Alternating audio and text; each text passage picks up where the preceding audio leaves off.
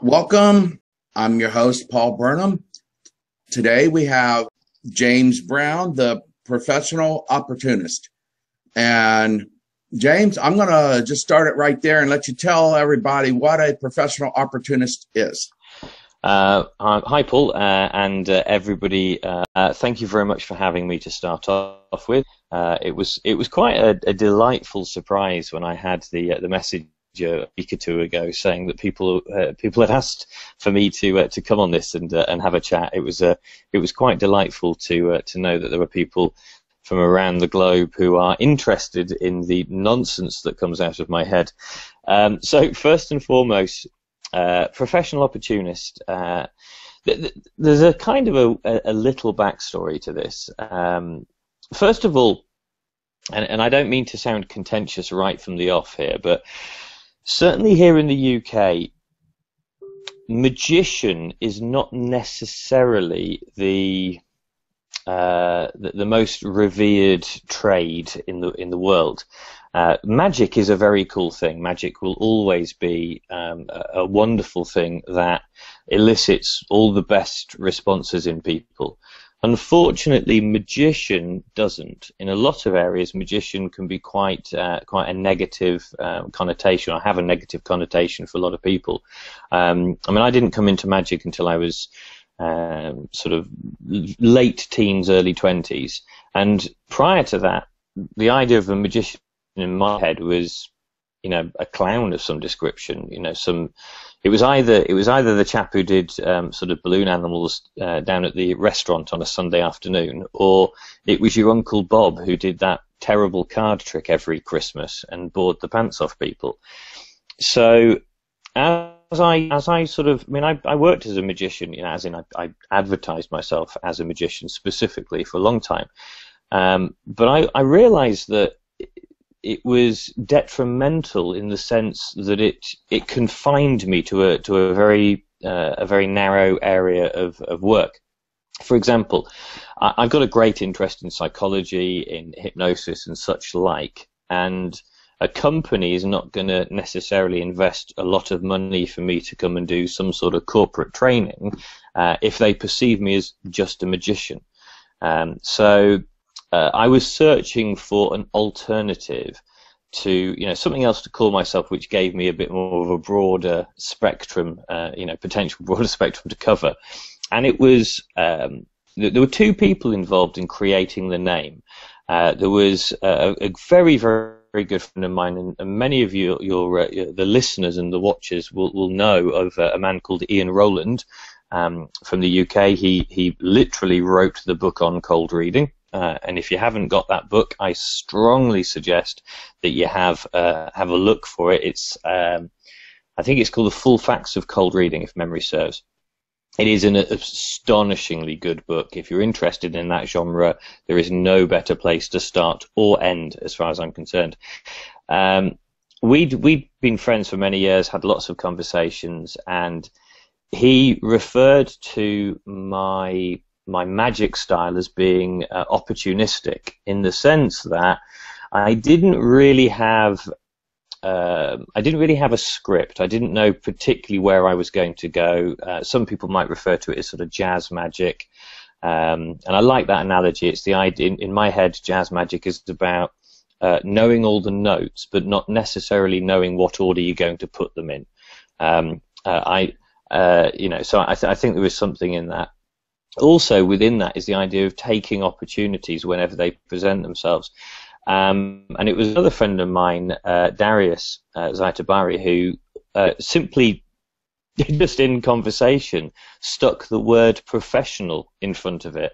And that was it, professional opportunist. And I thought, you know what, that's really good, because it's purposefully ambiguous. It doesn't in and of itself tell you who I am or what I do, and by simply strapping underneath it,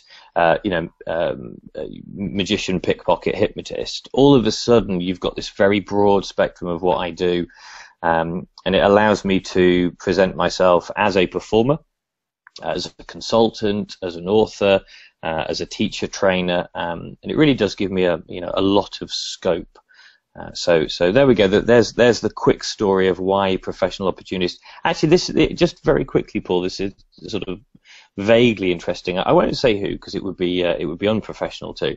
But I got an email from somebody relatively prominent within the magic world a number of years ago, saying that he thought Professional Opportunist was it was actually when I released the DVDs, the Professional Opportunist DVD set.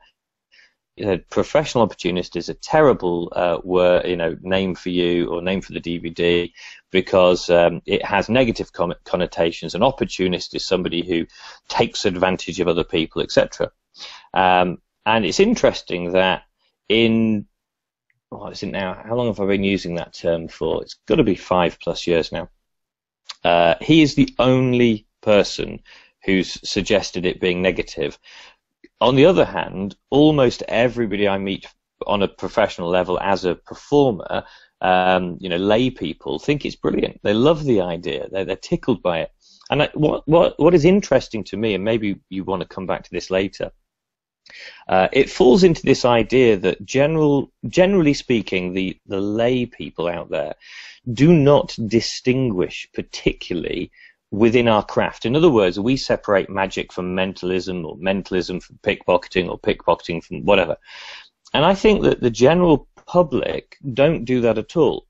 If you're a magician, there's a good chance that somebody has said to you, "Oh, don't steal my watch." Whether you've ever hinted at pickpocketing before is irrelevant. They put it together. If you're doing a card trick to somebody, there's a good chance that they'll make some comment about, "Oh, don't read my mind," because they don't know the difference at all. And it's only us as magicians that have this bizarre need to identify and define ourselves in such a way, which, interestingly enough, answers the question that was on the thread earlier on today, I think. Yes. Whether there's a difference between, or whether you can segue from one to the other. My personal opinion, and I'm going to say this evening, it's my own personal opinion, you can take it or leave it ultimately, but my personal opinion is it doesn't matter. I regularly go from doing a blatant sleight of hand based, misdirection based piece of magic, say for instance Card Under Glass, personal favorite of mine, followed immediately with a very serious, if not ever so slightly tongue-in-cheek at times, piece of mind reading, even down to very, very serious mind reading, where I genuinely want my audience to perceive that I have some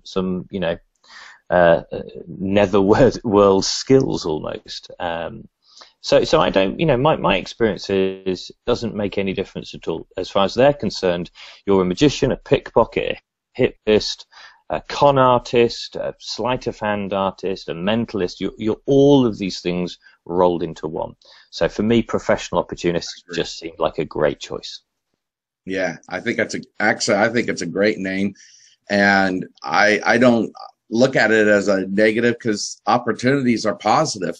And if you have an opportunity, you should take advantage of it. It doesn't mean you're taking advantage of anything negative. It's, hey, that's an opportunity. I'm going to do it. So I love the name.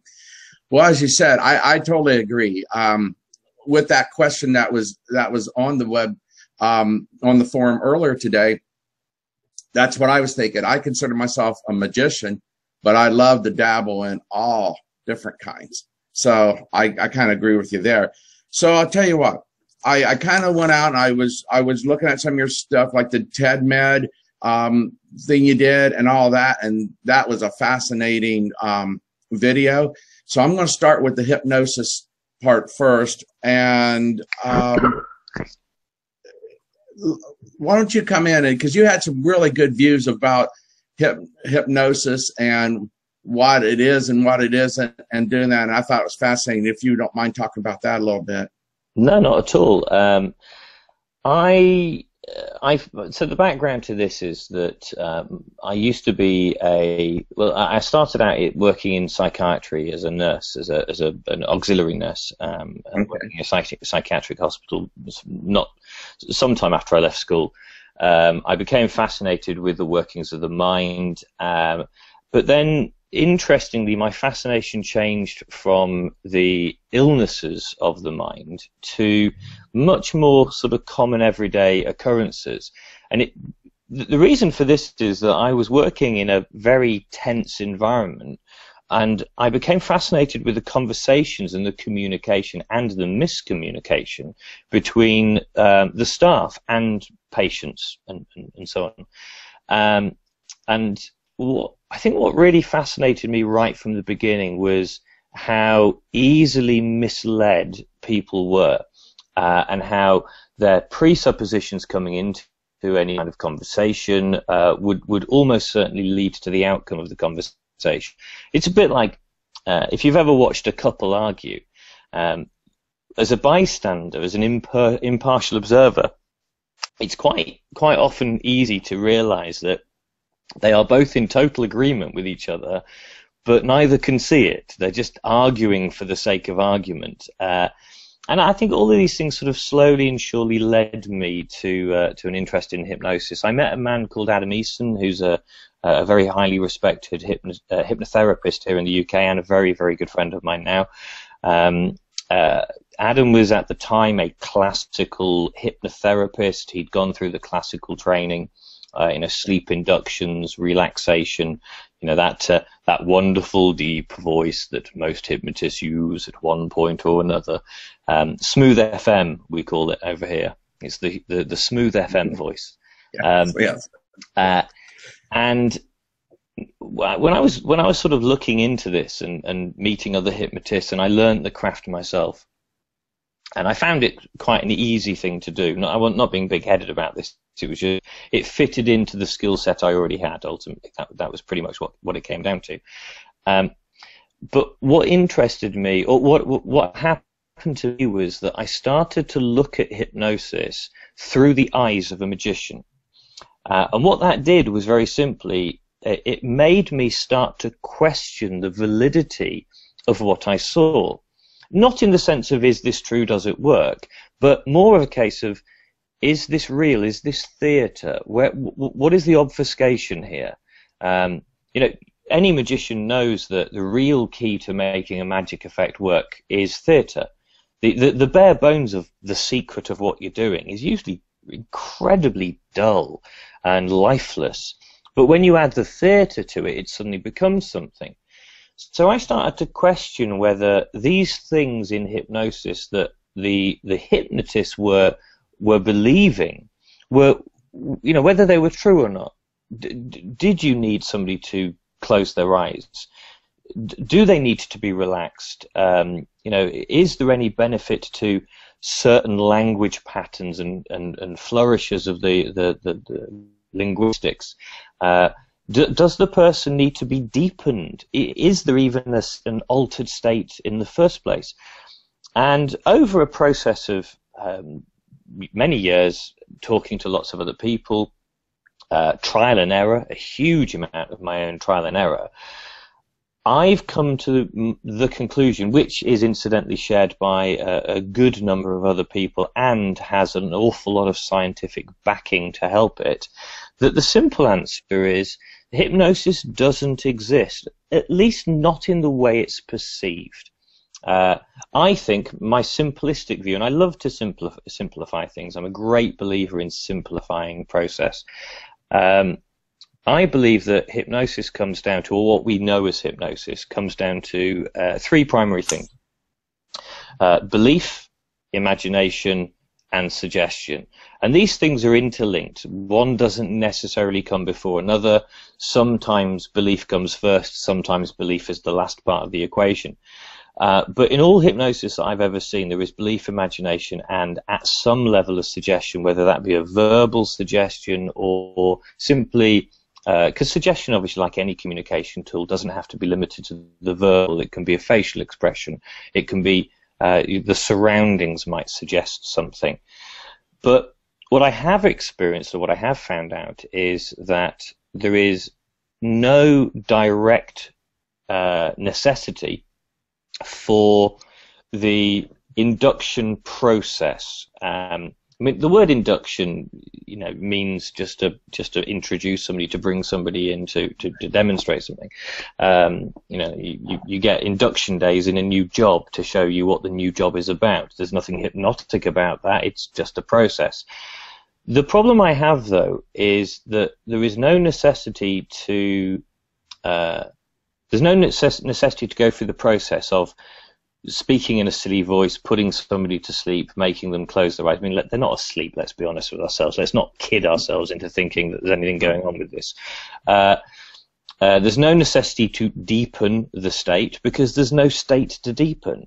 And when you start to sort of break it down, you suddenly realize that this is just about manipulating somebody's beliefs.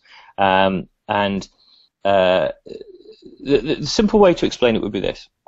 If I were to entirely 100% pretend to stick my hand to my head, yeah, as if, say, I was an actor and you're my audience and I've got to convince you that my hand is stuck, yeah? So I'm totally involved in this pretense. It would look something like this. Yeah, there would be this battle going on, and there would be this look in my face of, I can't move my hand, I can't do it, I can't do it. If I was hypnotized into believing that my hand was stuck to my head, physiologically, exactly the same thing would be happening. There would be no distinction between the two at all. The only difference that I can put my finger on is that my perception alters. In both occasions, I am doing it, but in the hypnotized sense, I perceive that it is happening to me. Now, very brief overview, very broadly said, but I think that if you strip all these layers back, hypnosis becomes a much easier thing to understand. It becomes something that is accessible to everybody, and you realize that hypnosis is in many respects just a normal everyday occurrence. And we are, from the day we were born, we have responded to the suggestions around us. Anybody watching this, in fact, I would arguably say that most of the people watching this who have a phobia were given that phobia by somebody else. It was suggested to them. Most of the people that I meet who have, say, a spider phobia have that phobia because at some point in their adolescence or even later on in life, somebody told them to be afraid of a spider. Maybe it was their mum. Maybe the first time they experienced a spider was the moment where their mum saw a spider when they were a little child, jumped on the sofa and screamed. And their little brain went, oh, all right, this is how I deal with this. And then a pattern is formed and built over many years. And what's interesting is that the human brain rationalizes behavior. And then you get people saying things like, oh, when I was a child, this giant spider crawled over my face when I was in the cot. And you're going, no, it didn't. That's absolute nonsense. Never happened. Right, exactly. But it's a lot easier to justify our behavior in that kind of light than it is to accept the stark reality, which is we accepted a suggestion and it became part of our lives. And in my experience, when I do hypnosis shows, distinct to your average hypnotist. Oh, by the way, before I go any further, I've also got nothing against putting somebody to sleep, doing an induction, deepening it, giving suggestion, and doing a whole wake-up, as long as the practitioner understands that that's theatre. It's not why it works. It's not even how it works. It is arguably just another suggestion. Yeah. I mean, if somebody were to suggest to me to sleep, then of course if I pretended to be asleep now, my body would relax, I'd flop down, my breathing would become slower or more shallow or deeper but longer. I would become very relaxed, my jaw would flop down, everything would become floppy. And if I maintained that position for any length of time, it would make me feel, a bit lethargic, like you would if you were asleep. However, if you don't use the word sleep in hypnosis, or the word relax for that matter, then the hypnotized subject doesn't behave like they've been asleep or they've relaxed. In fact, just by cutting the concept of sleep/relaxation out of the hypnotic process, you no longer have the negative effects of hypnosis. Since I've been doing it this way, which has been a good few years now, I've never had somebody complain after the session that they feel really tired or lethargic or they've got hot flushes or anything else. It's a totally different experience for them entirely. I am going to do a plug, and my business partner Daniele will probably be watching this as well, and he's almost certainly going to send me some kind of disapproving message. But just to give you the heads up, we are currently working on a product for performers, which is specifically about demystifying hypnosis and bringing it into the realm of something that can be used by everybody. You know, I'm quite passionate that I think that hypnosis has an incredibly powerful place within the magic world, whether you be a sleight of hand card magician all the way up to a stage illusionist. Hypnosis is really, really useful. The problem it has is it's still wrapped up in this idea of a line of chairs and 20 people being made to look stupid. And the simple fact is that isn't hypnosis at all. That's theatre. And theatre can be presented in a lot of different ways. Well, I really loved what you said in the talk where you said, don't be afraid of this stuff, because I'll tell you, I've been one that when I go to a hypnosis show, I'm one of those like, no, I don't want to be on stage. I don't want someone messing with my mind and everything. And the way you explained it, you know, about it just being a suggestion, and on that, for the people I hadn't seen the video, you had them hold their fingers together and pretend they were glued together, and they did. And the ones who didn't, you said, well, there again, you made the suggestion it wasn't going to work, so it didn't work for you. And there again, that's absolutely 100% true. It was the suggestions and doing that. And out of interest, Paul, have you personally ever been? Do you know what? I don't even like the word hypnosis because it has too many negative connotations. But have you experienced that for yourself? Have you ever been to a hypnotherapist or participated in a hypnosis show in any way? Never in a show. One time at a health fair, they tried to do some hypnosis thing. I don't even remember what it was for because I don't smoke or anything, but it was just one of these, maybe it was just general relaxing, and it didn't take, and I think it's because I was too stubborn to let it take. I was one of those people you were talking about. So, you know, I did that. Okay. We actually have some great questions coming in here. Let me get to a couple of these. What Laura asked, she says, who inspired you the most to do magic in general? That's a good question, Laura. It's better than the usual. How did you start magic? So thanks for wording it in a slightly more interesting way for me. The answer is actually slightly sad in some respects. I had no interest in magic at all as a kid. I didn't have the magic set. I didn't belong to the magic societies. It wasn't until, and I'd have to actually Google this to find out the precise time when it aired in the UK. But the very, very first time that I had any interest in magic at all, aside from in the UK, we had Paul Daniels magic shows, and there was usually they were Christmas specials quite often. I think, you know, when I would have seen them as a kid, because we didn't have, you know, TVs weren't as popular back in the day. So, you know, at Christmas we probably had a TV magic show on, and I think I would have sat down and watched it as you did in those days with the family. And I wasn't really interested, with the exception of there was usually 5 or 10 minutes within the hour's show where the camera would pan to a card table in the corner, and some guest magician would come in and do some sleight of hand with playing cards. And that bit used to kind of intrigue me. I found that interesting, but that was it. Was very passing.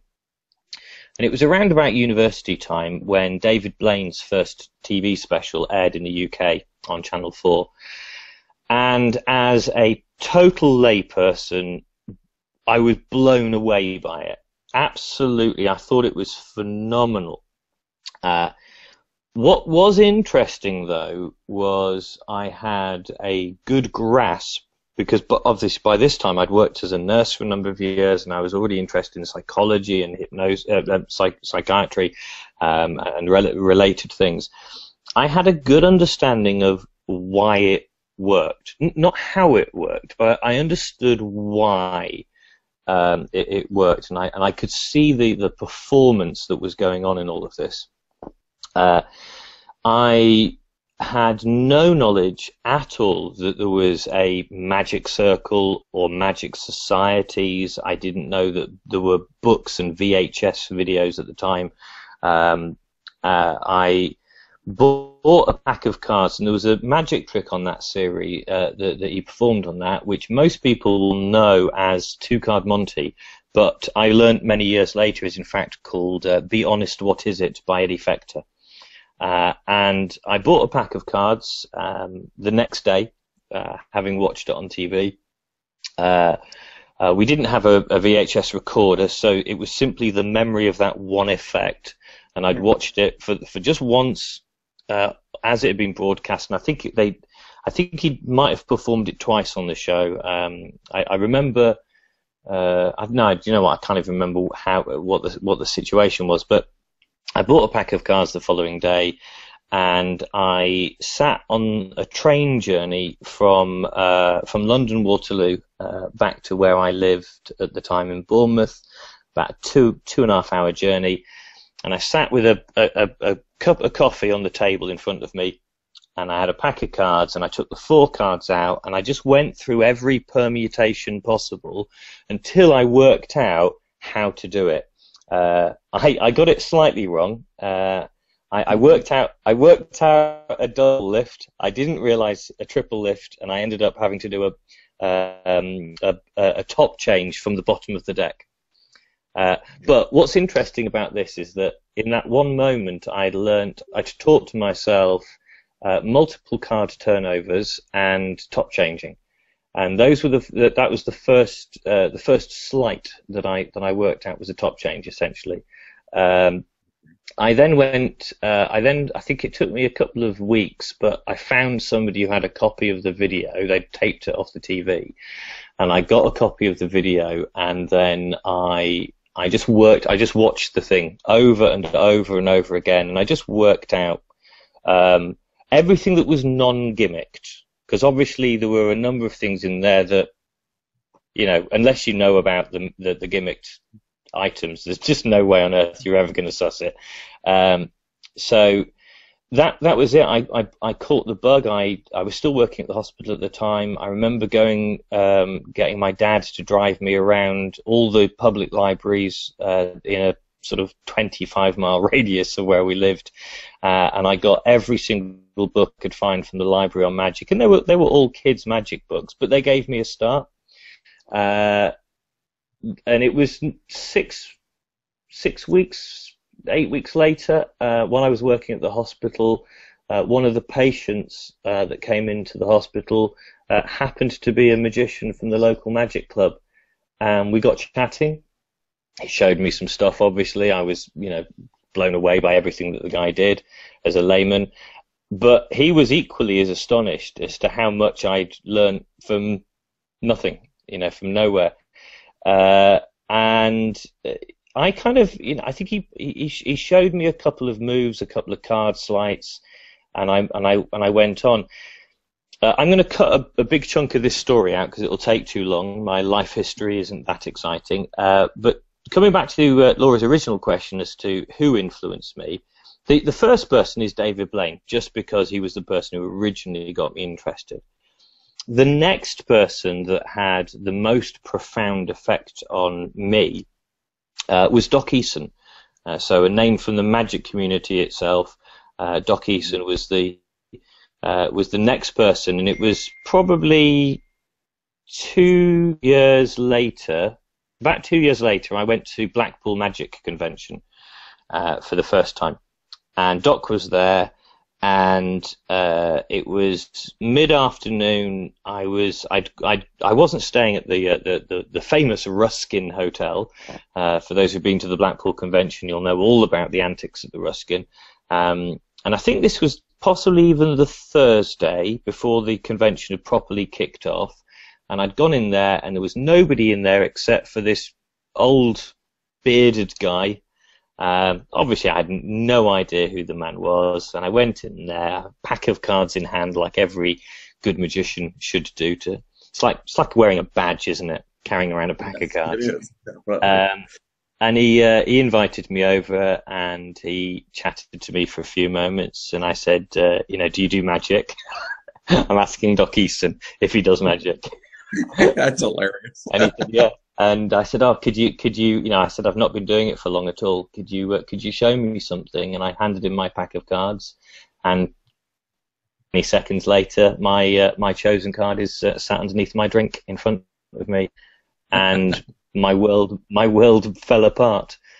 And he proceeded to do it again and again, and it was just a private audience. And I'm very, very blessed to say that in more recent years, I've become a good friend with Doc and his son Ryan, and we've shared a lot of sort of conversations about what I consider to be the important side of magic, the performance, the psychology of it. But that experience taught me one thing, and it turned my magic from being something that I did down here to something that happened up here. And he taught me probably the most vital piece of information that I could have learnt at any stage in my career, and that was to be bold, to understand that misdirection is king above everything else. And there's a lot of arguments in the magic community about, what sleights better than what, and, how good is this move and how good is that move. And all of those things become utterly irrelevant without misdirection. Let me just give this quick story, which happened quite a few years later at Blackpool. And I've told this many times, so I apologize for those watching who've heard it before. But I was at Blackpool. The quick story is I was at Blackpool. There was a couple of lads showing each other their pass and sort of, remarking how good, look at my pass. It's, look, there's almost nothing. It's almost invisible. There's hardly any sound. And I don't think I meant to sound patronizing, but I think I might have inadvertently sounded a little bit patronizing when they asked me what I thought. And one of the kids, slightly indignant, handed his pack of cards over to me, and he went, "Oh, if you're so good, let me see your pass." And I took his cards off him, and I looked him in the eye and went, "What, now in front of all of you?" And he went, "Yeah." And I went, "I've done it," and handed the pack back, to which he replied, "That wasn't fair. I wasn't watching." Oh, well. That's great. Here endeth the lesson. That's fantastic. Okay. I do want to talk a little bit more about your thoughts on misdirection, but let's take another question here, because I got quite a few piling up. This one's from Steve. Yes. Steve says, do you think / find people respond more effectively to the suggestions of some of the traditional theatrics of hypnosis? In other words, is there a benefit to using them for some people to make them think, oh, this is hypnosis? Simple answer to that is yes. I think that my belief is that you cater to your audience, period. That's it. You're a good performer will, from a close-up point of view, when you're talking about interacting with people, a good performer will pace his audience. You'll look at her audience, you'll look at the audience, and you'll determine what you're going to do depending on them. I think there is a time for everything. There are times to this day where I will decide, because of the environment that I'm in or the expectations that are before me, to demonstrate a much more classical approach to hypnosis, where I'll go through, I'll go through the motions. It's not my preferred modus operandi, but it's also, the truth is there is little more theatrically valid within the world of hypnosis than that moment that you have somebody next to you and you go, "You're not hypnotized, are you?" And they go, "No." And you say, and you couldn't be hypnotized in front of these people, could you? And they go, no. And then you go, sleep. And they go, well. And the audience goes mental.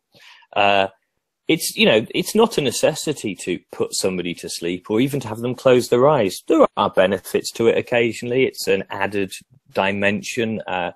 It has its theatrical values. Ultimately, I mean, this goes back to the whole idea of being a professional opportunist. I will use whatever is available to me to get the best possible outcome. And sometimes, I mean, give an example. My father and I, for 4 years, owned a shop, a milkshake franchise of all things. Bless him, my dad had retired, and he phoned me up one day and he went, I'm bored, I've decided to buy a business. And I was thinking, oh, I wonder what you've bought, some kind of, business, some, suited and booted. I don't know what it is you've done. And he went, no, I bought a milkshake shop. It's bizarre.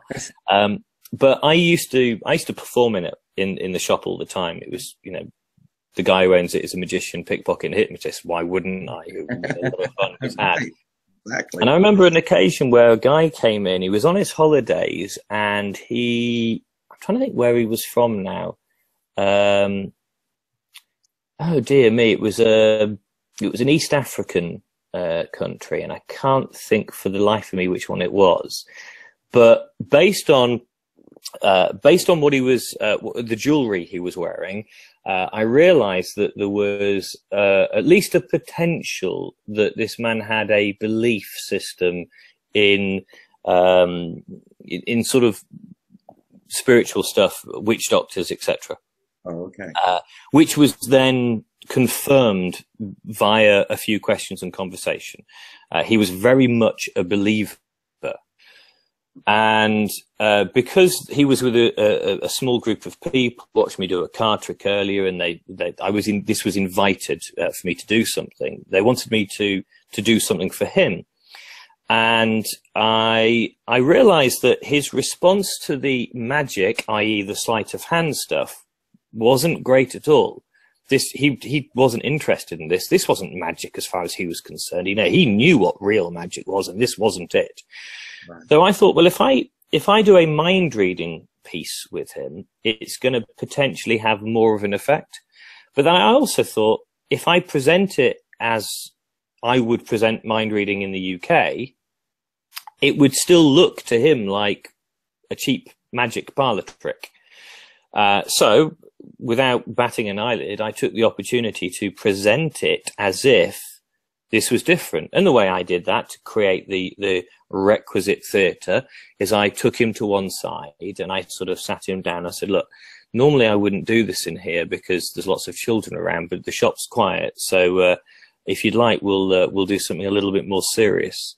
And that was it. He was hooked. He was in there because I was now dressing it and presenting it in a different way. So the reality is I think you use whatever is available to you. If the classical approach works best for the audience at hand or the person at hand, use it.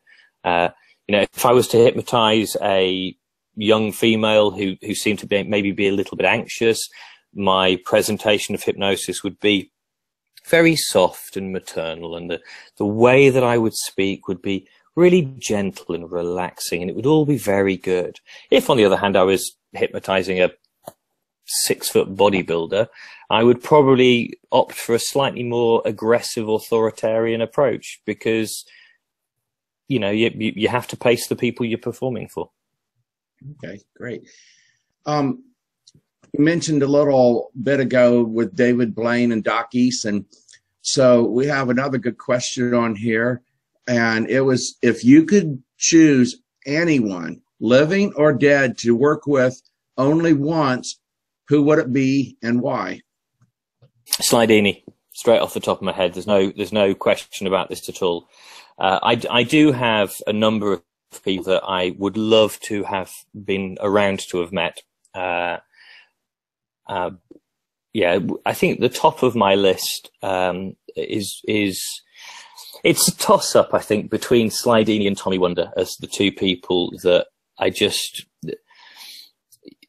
seemed to have a knowledge that kind of almost went beyond any of their peers. You know, there's lots of incredibly talented people in bygone eras. In fact, in some respects, you know, there's a lot of argument to say that all the greats are gone, and it's a sad thing that you know, I can't really put my finger on. There's lots of incredibly talented people alive today, and I'm not taking away from that at all, but there doesn't seem to be many alive now who epitomise magic in the way that some of these people did. Your Fred Capps, Tommy Wonder, Slidini. I mean, the list goes on and on and on. Charlie Miller. These people were phenomenal. They were in a different era, and they were certainly in a different league. But I almost believe that I've watched Slidini's Paper Balls Over the Head clip from the archives of Magic more than any other human being alive. I watched it again only like a couple of days ago. I mean, I could probably do it verbatim, as in, you know, say, you know, his lines verbatim. I just think it is an absolute masterclass. That 6 minutes is a masterclass in audience management and misdirection, and there's nothing else that comes close to it, in my opinion. So yeah, Slidini, definitely him. Okay. Well, that's a very good choice. So that would be a good one, of course. Okay, a little bit ago you touched on misdirection. I'm very fascinated by your opinion of misdirection and how you say that's not the right wording for it. It should be called something different. Can you take off with that and kind of give your opinion on misdirection?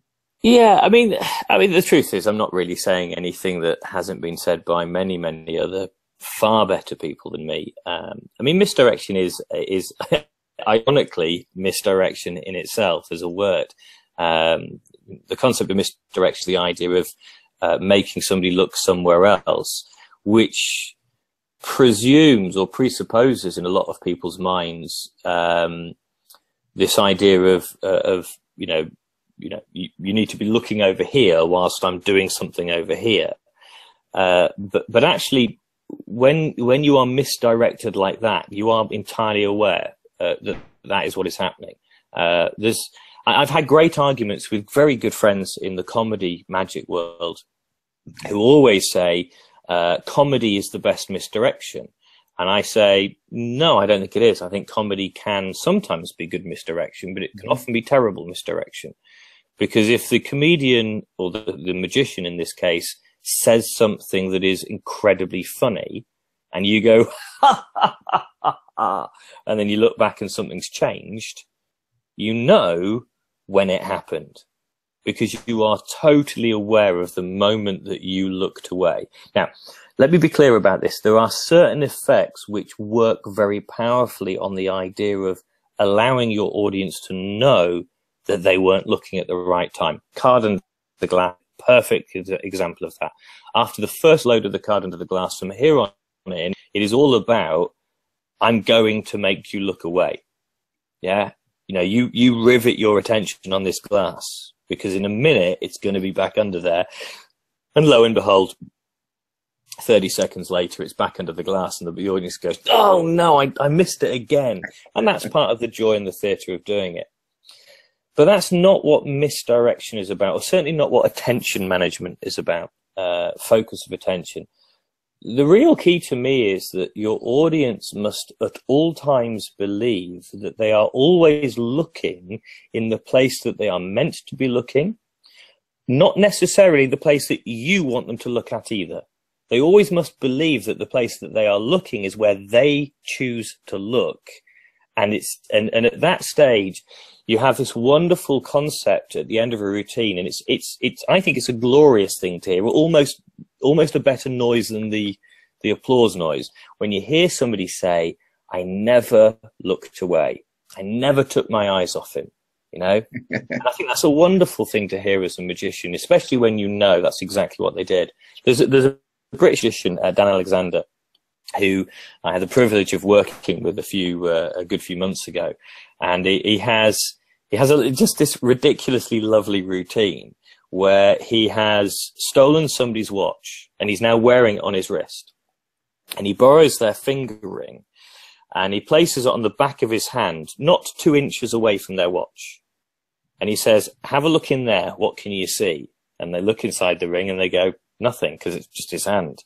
And then he moves it 1 inch closer to the watch. And he says, what can you see now? And they're looking, going, nothing. And then he moves it the other side of their watch. And he asks them the same question. And then he finally puts it on top of their watch. And every single time I've seen him perform this, every time the answer is the same. Nothing. They are looking through their own ring at their own watch, yet still can't see their watch on his wrist.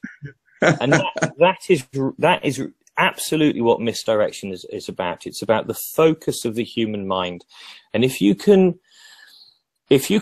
learn how to truly focus the mind of your audience, whether that be one person or an audience full of people, in my opinion, this is where the real magic occurs, because the human brain is designed in such a way that we fill in the gaps all the time. We are constantly narrating our own existence, and we are constantly filling in the gaps that are missing from our experience based on our presuppositions. And it's in that area that the really strong magic takes place, where you leave room for the audience to fill the gaps and to bring themselves to the magic. And I think there is something really powerful in that way of viewing magic, that this shouldn't be about you doing something to the audience. My grandma, bless her cotton socks, she died at the age of 96, and she was an incredibly profound woman. Knew nothing about magic, you understand, but I would visit her in the hospital because she spent the last 15 years of her life in hospital, very, very ill, and she just kept going. Somehow she refused to pass on, bless her. And I just remember this one thing that she said, and it's absolutely stuck with me. We were having this conversation about magic, and I was explaining what I did, and etc. And she sat there in silence, sort of just nodding occasionally. And then just out of nowhere, just one of those little pearls of wisdom came out, and she said, so is it like this? The job of a magician isn't to fool people, but to give them the ingredients to fool themselves. Oh. Wise lady. And I just thought, do you know what? That is perfect. And ever since that moment, which is 10 years ago now, I have endeavored as often as I can, when I'm thinking about routines, or I'm just within the routines I already do and the way I perform, I do my best, and sometimes you've got to be more explicit than others, but I do my best to always do it in such a way that I'm giving the audience everything that they need to know to create the magic in their own minds, rather than having everything happen like bam, bam, bam right in front of their eyes, which I realize an awful lot of the stuff I've released is very kind of blatant, in your face magic. But even within that structure of hit after hit, there's a lot of moments which are specifically designed to allow that person to create the moment of magic for themselves, or at least to heighten the moment of magic for themselves. Right. Well, speaking of that, this kind of ties in a little bit with that. You have some opinions on the decline of magic with YouTube and some of the other internet type things that way. Can you go into that a little bit for us?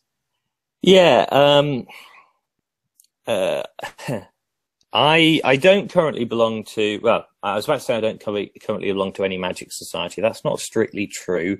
I am a member of something called the Sark Magic Society, but that's something I can't talk about. Okay. As a general rule, I think that magic societies are partly to blame for this decline, which will upset a lot of people, but I think it's important I explain why. For magic to exist, you have to have an end user that goes, wow.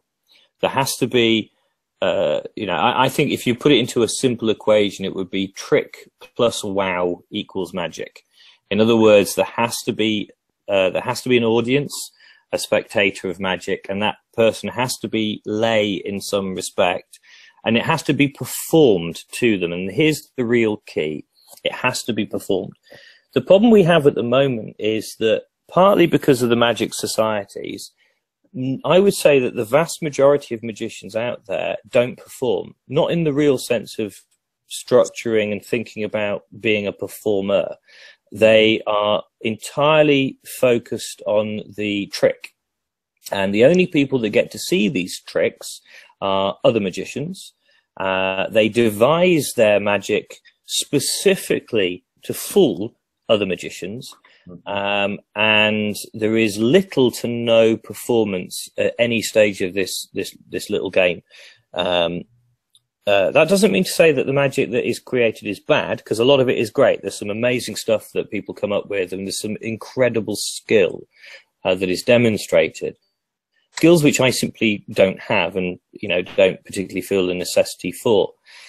The downside of all this is that we've lost our way, and we've lost sight of the simplicity of magic. And you get magicians who release this amazing new way to get a card from the middle of the pack to the top, as if we didn't already have enough ways of doing that, which really do work incredibly well. Why do we need a way of doing it with one hand behind our back kind of mentality?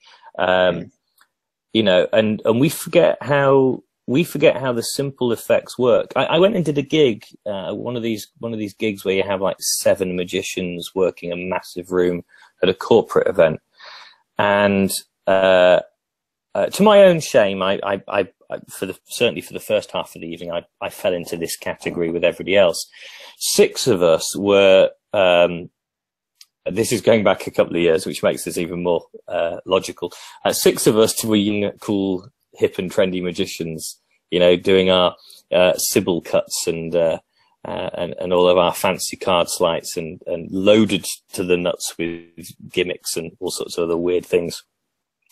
The 7th guy was a guy who was probably in his late 50s, who had come along with, the same 6 effects that he'd done for the last 40 years kind of thing.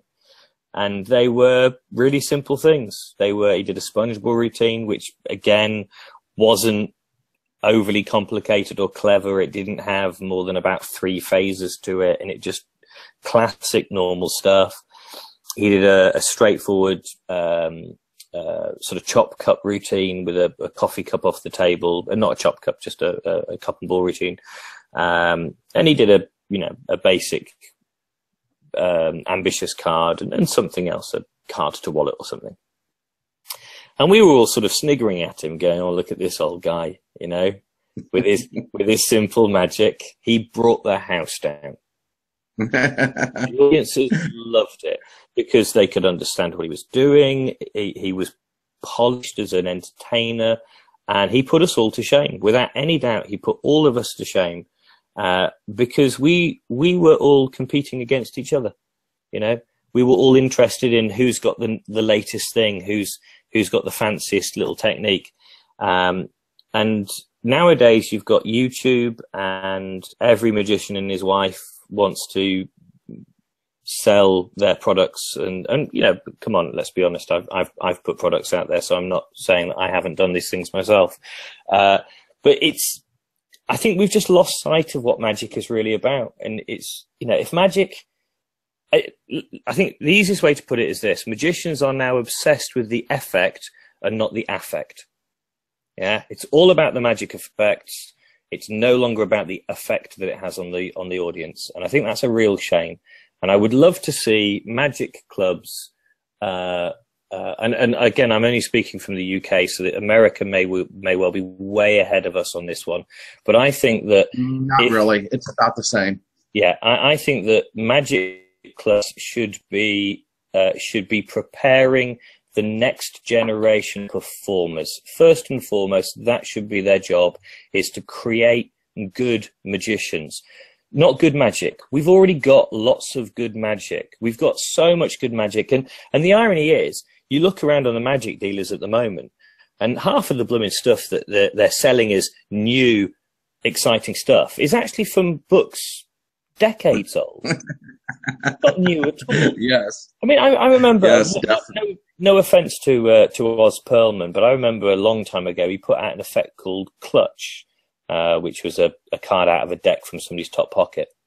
And I remember when it came out as this kind of amazing new trick. Number one, I remember seeing it written up in the Magic Menu, Jim Sisty's Magic Menu, which is a fantastic volume of books. And if you can get hold of them, there's absolute gold in there. There really is. And number two, I remember one of the old guys at the Magic Club that I first joined when I, after being starting Magic about a year into it, I joined the Magic Club locally to me. And I remember one of the old timers showing me that trick. And looking back now, I realized that you go back 15 years, maybe 20 years at the most, but possibly not even that. You go back a decade, and magicians just shared ideas. You didn't look at every single thing that you came up with as being something that was my precious and I'll only let you have it if you buy it off me. You just, if you had a collection of routines, you might put a DVD out of your routines or some lecture notes, but you didn't look at it as being more important than it really was. And I think there is a real sense where magicians need to wake up and go, look, we're not curing cancer here. We're not really doing anything that is that important in life. It might be artistic, but it's not art.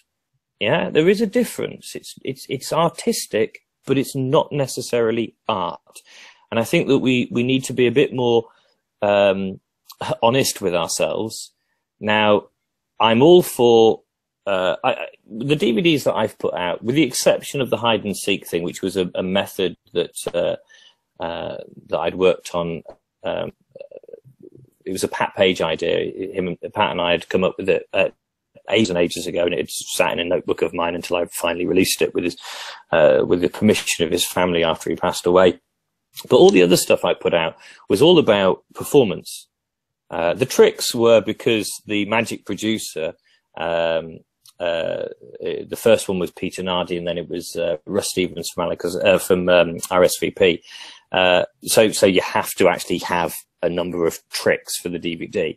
But for me, it was always about performance. It wasn't really about the actual effect or the method or whatever. This was me saying, this is how I perform.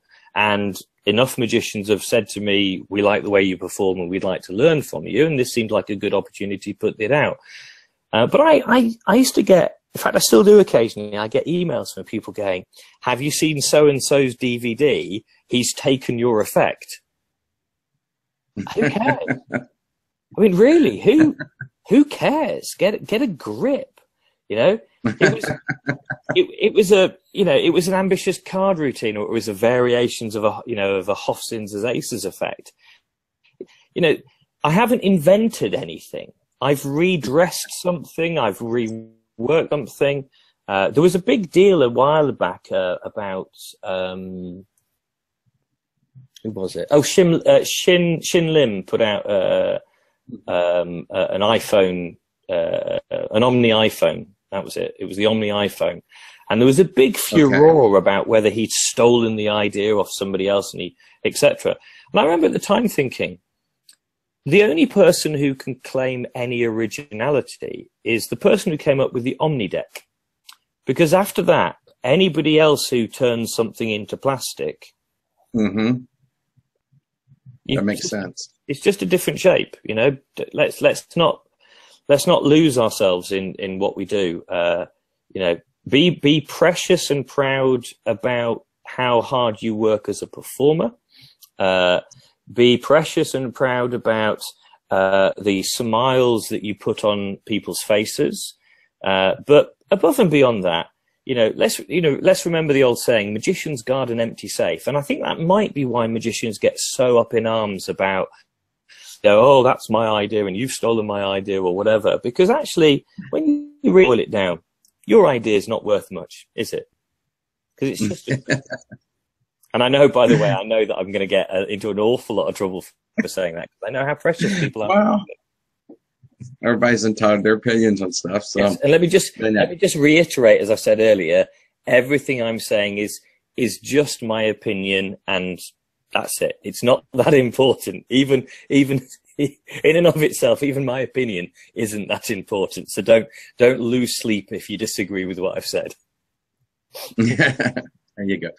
Now, earlier you mentioned about, people doing their stuff and that it was kind of over, way over yourself. But the Magic Circle voted you the best close-up magician in the UK. So you have to have something going for you. And I know you're modest, you weren't going to bring that up, but that's quite an accomplishment. The Magic Circle voted in 2006 that I was in fact the best close-up magician in the room that evening.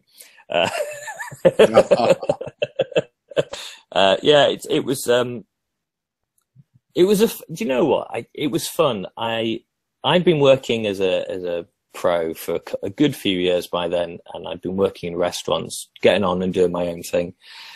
And it was the first. I mean, I'd entered a couple of sort of local magic competitions. The Magic Club has its annual competition, and I'd won those a few times. And somebody said to me, "Oh, you should enter the Magic Circle comp." And I think I'd joined the Magic Circle like a year earlier or something. And I'd only been twice because I don't live in London, so getting up to London on a Monday night for the club evening just was impractical. So I'd only been a few times. And somebody said enter the competition. I thought, oh yeah, I'll go and do it. And I remember turning up to the competition, genuinely not having an act. I had the stuff in my pockets that I had in my pockets when I went to work, when I gigged. And I gigged, at the time I had a residency and I did sort of 3 nights a week at the residency.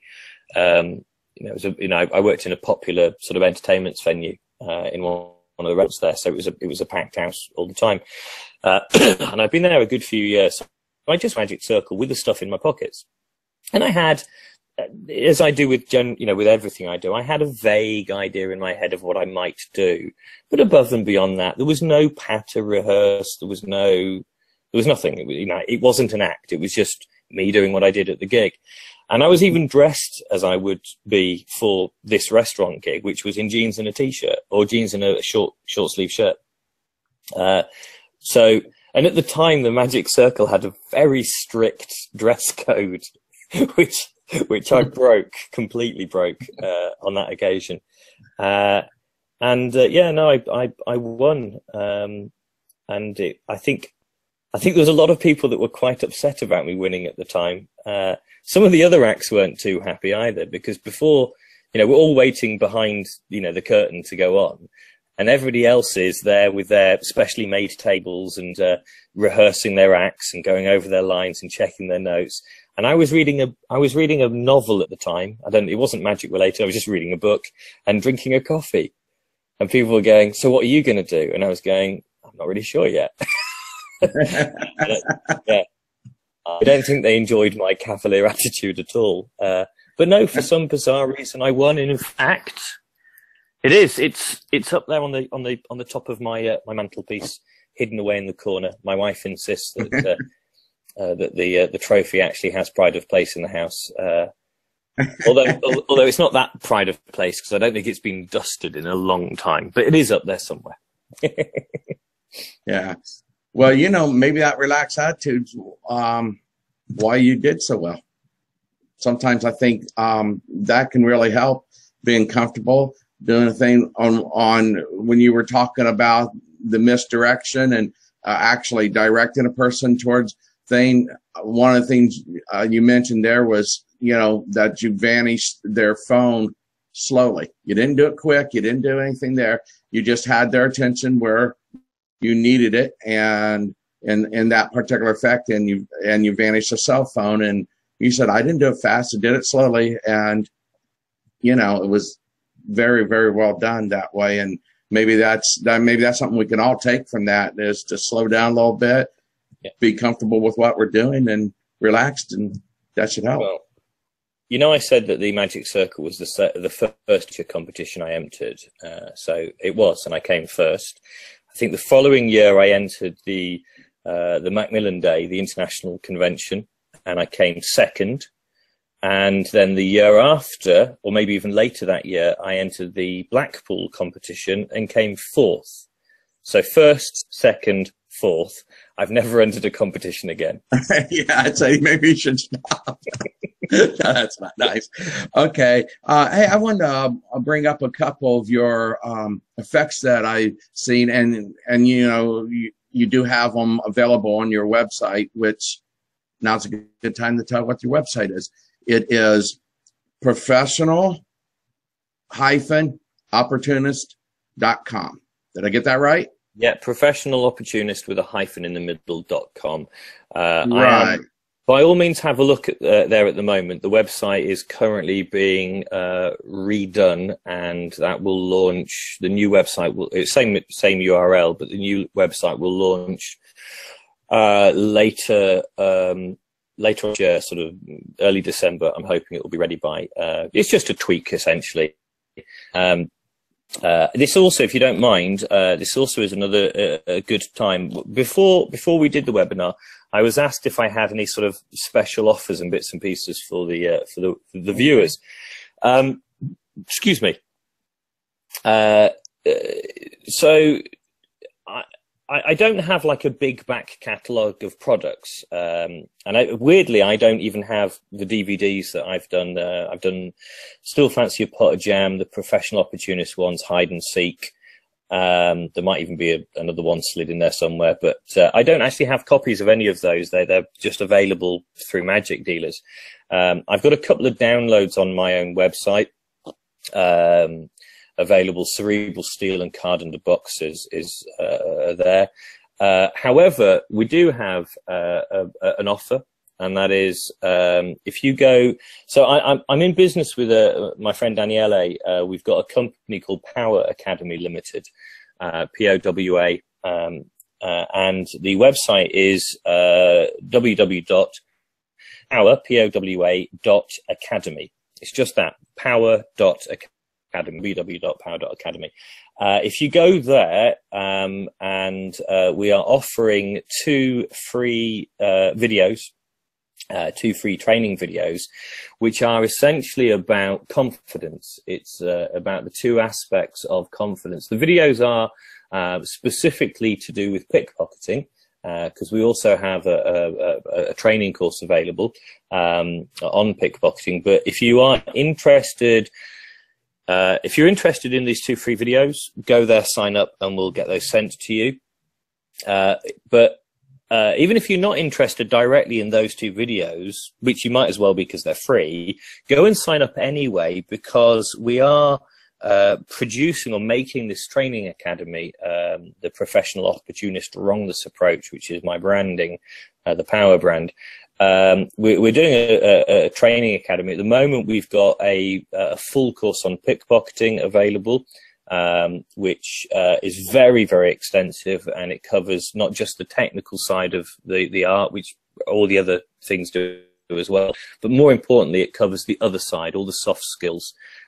Plus, it's a great thing. At the moment, there's over 4.5 hours of content on the subject of pickpocketing. But we're not going to stop there. In the new year, Danny and I are getting back together again, once we've done the whole family Christmassy stuff, and we're going to film some more content to add in. So anybody who's already bought the course will get the extra stuff for free, as in addition, that we won't charge you more for the extra stuff. And, hopefully over the time, we're going to just, every time I come up with something else or we film something else, we'll just add it in. And you'll get an email saying, hey, some more content, there's some more stuff. We're also going to do some stuff on hypnosis, and we'll be doing some magic stuff as well, and revisiting some old favorites. So it's really worth getting over there, signing up to find out more about Power Academy. But yeah, if you go to my website, there's also a couple of things in there that might be of interest, but I'd prefer to push people towards Power.Academy at this time, because that's going to become, in 2016, that will be the hub of the trade side of my business, and the Professional Opportunist website will be just about hiring me for a gig. Okay. I noticed with that you also released a book that Professional Opportunist Wrongless Approach. That's that right? Yeah. All right. Okay, so So the Power Book, is essentially everything in my head. So it's not a book about magic. It's not. There are no tricks contained within. You're not going to learn another double lift or another ambitious card or anything of that nature. It is a book about the psychology of performance, but it's not specifically related to magic. It's everything I've learned from my life to date, being a performer, but also the stuff I learned prior to that as a nurse, working in psychiatry, and even prior to that, I was brought up on a holiday park, an entertainment holiday park. So everything I've learned about life is in this book. I shy away from calling it a self-help book, because I really don't like the self-help genre at all. It is the antidote to self-help in many respects. It's very plain and simple. It cuts to the chase. It says things how it is. It's very English in the way that it's written. There's no sort of, glam and razzmatazz. But there's also absolutely no marketing strategy behind that book at all. It's something I wrote a good few years ago, and I only sold it through my website. And I've sold, 500, 600 copies maybe. But I've had a lot of really good response to the book. I mean, phenomenal response to the book, actually. And if anybody watching this has bought it, say something nice on the forum so other people know. Actually, it just popped up. Steve Griffin said the book's great, highly recommended. Oh, so, thanks, Steve. Thank you very much. I'll send you that $5. Before we get into the pickpocketing, Myron asked a nice question here. It says, if you were forced to pick one sleight, which one would you choose? Do you know what? I could tell you that instantly. The top change. Okay. Without any shadow of a doubt. We were talking about that earlier before the thing you were mentioning that about the top change, so that doesn't surprise me. First sleight I ever learnt, and it's a toss-up. I mean, I think it is the top change. Coming a close second would be a side steal. I love the side steal. I think it's a phenomenal a utility move. But no, the top change, you can't beat it. It's the magician's secret weapon. Whenever anything goes wrong, the top change solves the problem. It is beautiful on its own, and if executed correctly, which is not about technique, it's about attention management and misdirection and all the other bits and pieces. You've got the top change in your arsenal. You will be performing miracles. There's just no two ways about it. It allows you to do the most astonishing feats. Magic doesn't get better than the top change. It's like if you can remember the very first time somebody did a double lift to you before you knew about magic, that moment where somebody showed you a card, handed it to you, and it was now another card. The top change allows you to do that without the move, because there is no move in a top change as far as the audience is concerned. Just one single card can change over and over again, and it's brilliant. I love it. Yeah, it is very neat thing to see. Thinking of neat things to see, you kind of mentioned them a little bit, but you went over them kind of quickly. But you have two things out there that I really loved was Box Clever and Cerebral Still. Both of those I really enjoyed watching the videos and on your page and doing that. I would tell anybody that's interested in something that, you know, might be, I don't know, different or not, but I mean, it was very entertaining in the way you do it. And I love how you keep everybody involved when you're doing that. When you're setting out a table or doing something, it's not just this person. You bring everybody in, and that in itself is an art, I think. So Box Clever came as a result of my, quite frankly, my obsession with Card Under Glass, which is entirely Doc Eason's fault. Thanks, Doc. Box Clever came about because it's more practical to load the card under the box than it is a glass. Period. I mean, the cards are in a box. Why not make use of it? The build up in in Box Clever, was they're all standard moves in the sense of the card appearing under the box. I've got a lot of work on it that isn't on that presentation, and it's one of the things that's on the list for next year, maybe to put together something for Power Academy, a sort of treatise of card under box. So I've got lots of moves and ideas for it. Excuse me. The main reason for the routine was the ending, oddly enough. And it was the one element of the routine that I heard quite a few people going, oh, I didn't do that bit. And I'm thinking, why? That was the whole point of it. Was the climax of the routine where the entire pack appears back inside the box. And it was interesting because I'd been doing it for, I don't know, 18 months to 2 years, maybe. It was something that I played around with for a long time. And it wasn't that I was keeping it a secret. It wasn't like a precious thing that I was hiding from other magicians. It was just one of those things that I was doing, and it never dawned on me that nobody else was doing it. And a friend of mine, Gary Jones, saw me perform it, and he said, that is phenomenal. You need to get that out. And it's like, what, really? Surely other people have done this before. And I did some research, and at the time I couldn't find anybody else that had done the full deck back into the box.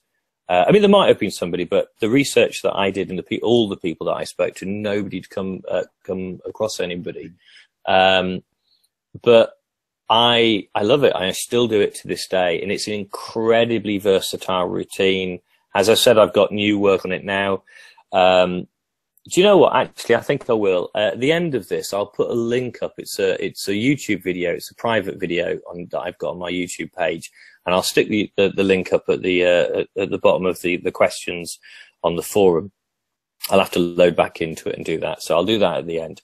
Okay. Which is me sat here in my front room doing it for, there's a magic forum called Magic Clips, which was started by a friend of mine here in the UK. And it's a great forum. It's a closed group, unfortunately, so I can't give anybody access to it. But I made a video for that group a year or so ago. And it's the idea of card under box, all performed on the top of a glass that somebody's holding in a cocktail environment. And it's something I've been doing for a long time. So it gives you the ability to do all the card under box loveliness, but framing the whole thing on top of somebody's drink while they're stood up in a cocktail environment. You'll have to have balls of steel to do it. I know you'll think you have to have balls of steel to do it, but actually you don't. The misdirection is pretty much built in for you, but I'll stick the link up, and people can have a little look at that.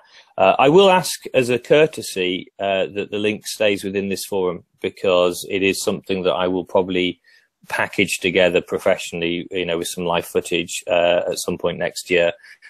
So consider this to be a gratuity, but please don't take advantage of it.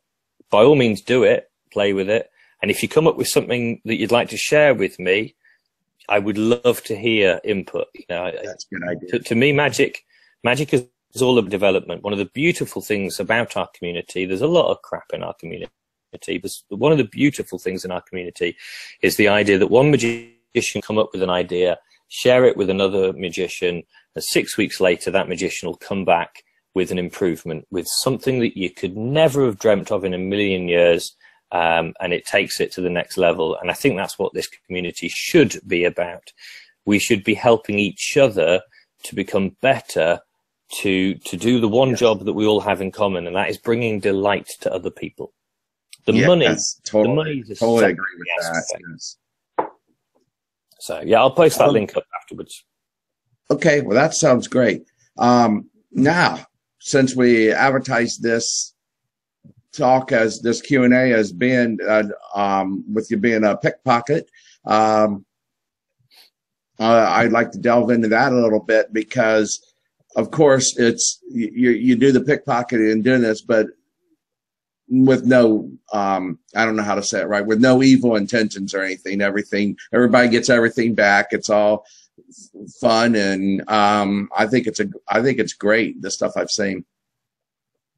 Yeah, pickpocketing fascinates me, and it has done for a long time. From theatrically speaking, it fascinates me because I think it is a much loved genre, but it is a little known genre as well. It's one of those things that if you meet somebody who does pickpocketing, then their audiences love what they do. There's no disputing that at all, and it's very, very rare, as in almost unheard of, where a professional pickpocket will have any trouble from the audience for doing the act. I think it's more likely to be when it's done wrong or in the wrong circumstance that problems occur. But as long as you're very clearly there to entertain, as long as you're in the guise of a performer and you're following some very basic principles about making sure that people know what you're doing, and that it clearly can't be perceived as theft, then it's great fun. And I can't say whether I like one thing more than another, because I love for magic, pickpocketing, and hypnosis is pretty much equal. The audience dictates on which one I choose to do. But there is something wonderful about pickpocketing, in the sense that you don't need anything other than you and your hands. You can utilize magic technique as a way in, but you don't need props. You don't need packs of cards or anything else to do a little pickpocketing moment. Yet that moment where you hand something back to somebody, I mean, you can see it in their eyes every single time, that absolute whoa. And depending on how you present it, people can either see it as, how did you take that off me? Because clearly you present it as a pickpocket, all the way through to it being seen as magic. One of the ideas that I've played around with for a long time is removing an object off one person, putting it in the pocket of another person.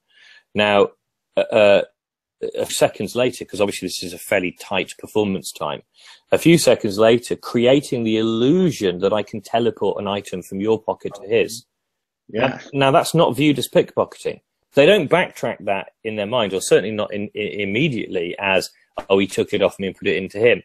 They see it in the context that it's delivered, which is magic. You made something vanish from my pocket and reappear in my friend's. And that's astonishing.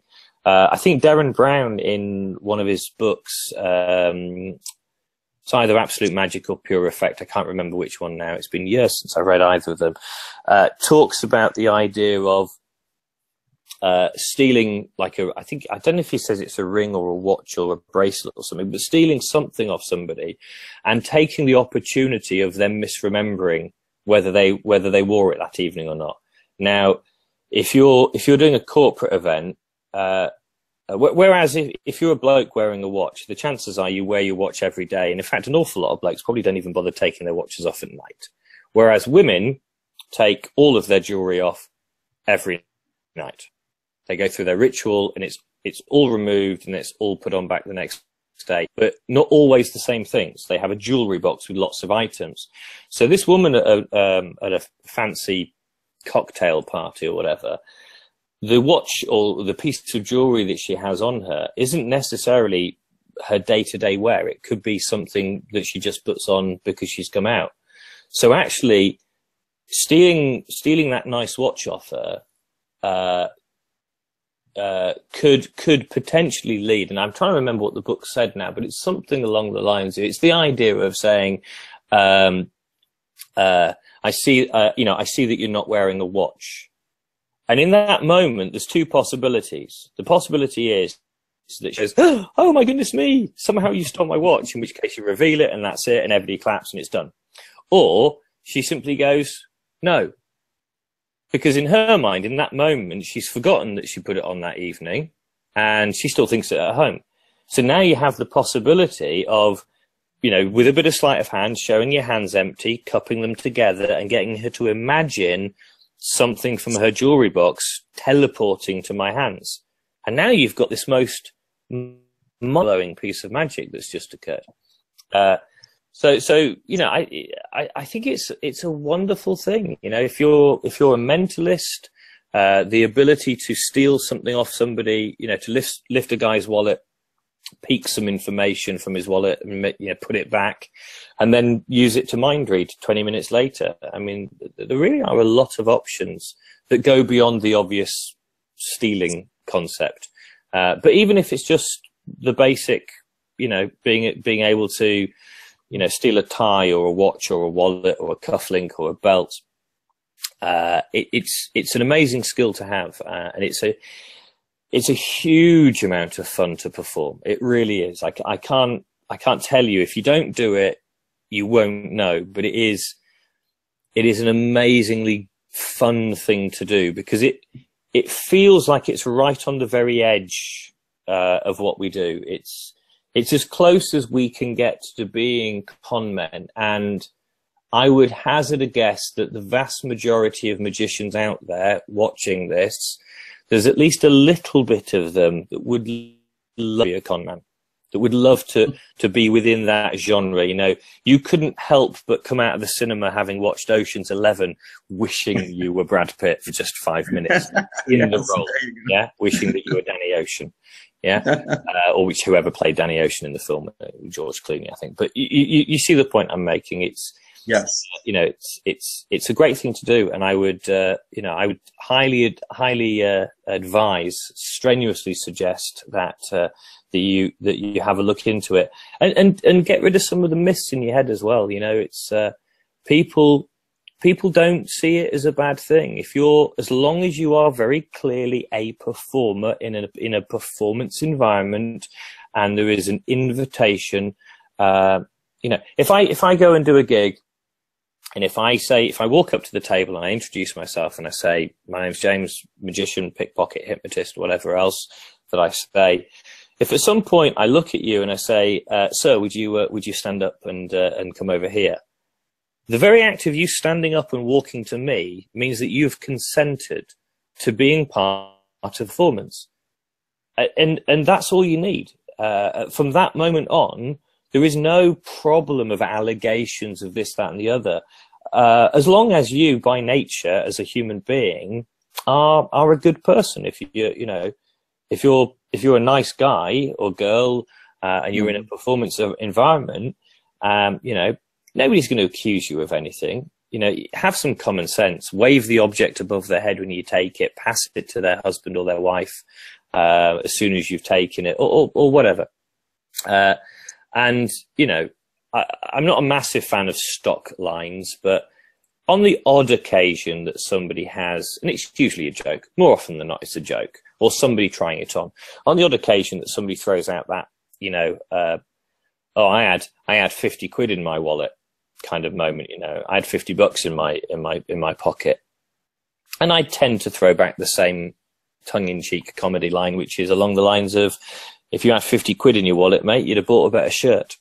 And it gets a big laugh from the audience. And it you know, I don't think I've ever had an occasion I can recall when somebody actually accused me of theft for real.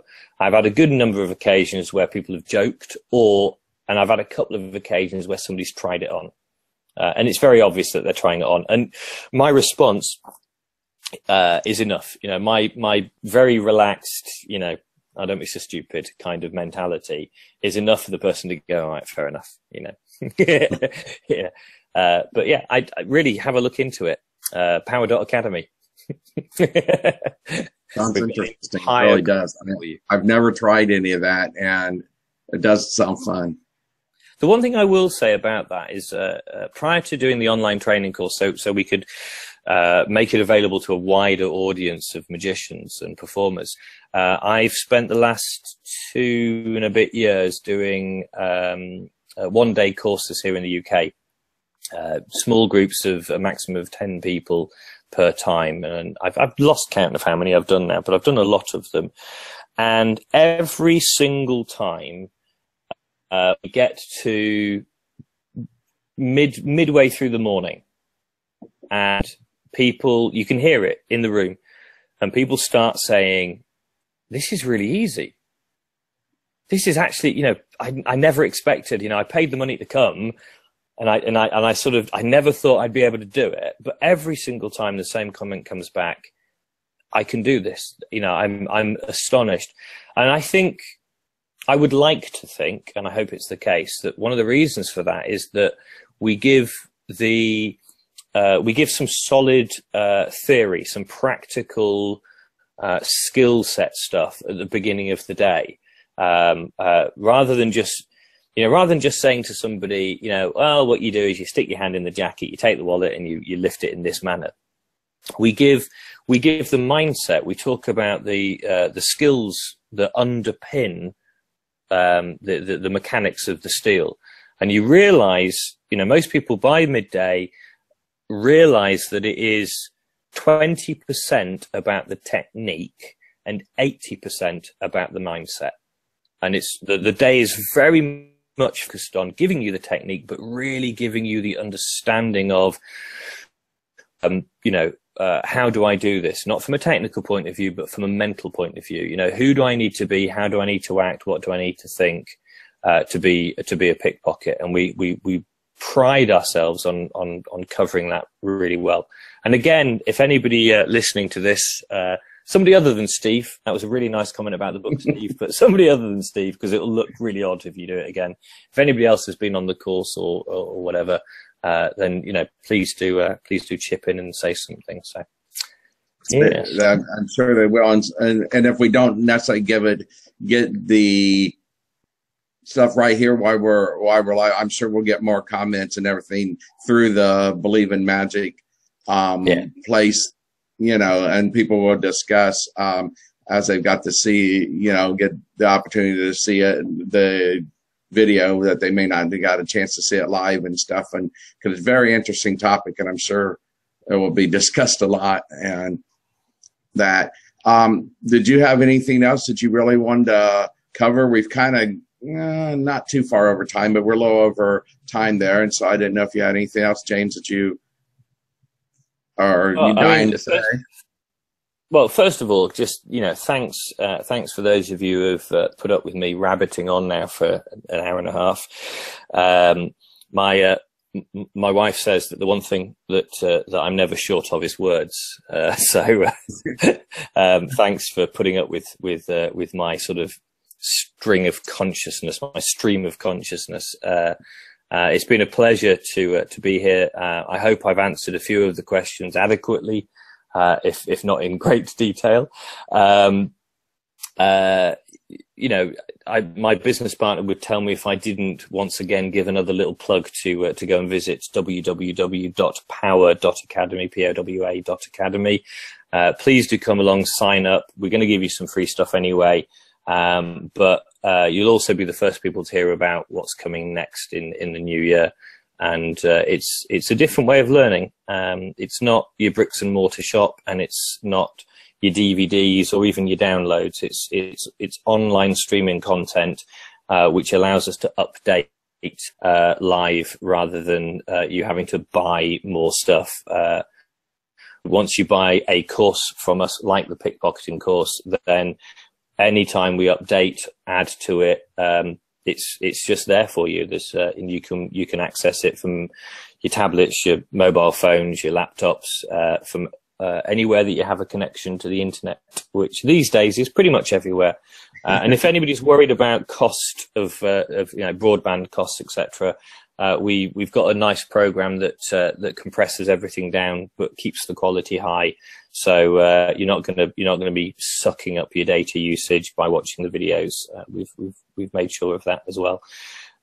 So yeah, the only thing I would sort of finish on, if I can, is just a plea to everybody to say, really, really think about what your magic's about. Why did you become a magician? Did you become a magician because you wanted to show off to other magicians? Because if you did, there's a real question in my mind as to, why. That doesn't make any sense to me. If you got into magic because at some point somebody showed you magic and you just felt amazing watching, then remember that, cherish that feeling, because that's the feeling you want to create in other people. And the way that you do that is by learning how to perform, watch other performers, go out and perform yourself, take every opportunity to perform. If you've forgotten what it feels like to experience magic, then find a way to remind yourself. Turn off that little magic brain of yours that insists on watching a trick and going, oh, that was a double lift, or that was a this, that, and the other. And watch things fresh as often as you can. The way that I do it is simple. If any of you ever meet me at any social events, and if any of you ever tend to come up to me and say, oh, James, and do call me James, don't call me or Mr. Brown. I'm not even 40 yet, for goodness sake. I'm James. If you'd come up to me and you want to show me a trick, I will say to you the same thing, and that is no, don't show me a trick. Go and find somebody who's not a magician to perform to, and I will watch. Because I think that to me is the best way for me to experience magic. I need, if I watch you perform to a layperson, I'm not reaching the trick you're doing. I'm watching how they're responding to it, because that'll tell me everything I need to know about your magic. So there we go. It's about performance. It's not about the effect. It's about the affect. Well said. Very well said. Well, I want to give a big thank you to James Brown, the professional opportunist. I'm Paul Burnham, and I want to say thank you and goodbye. Thank you.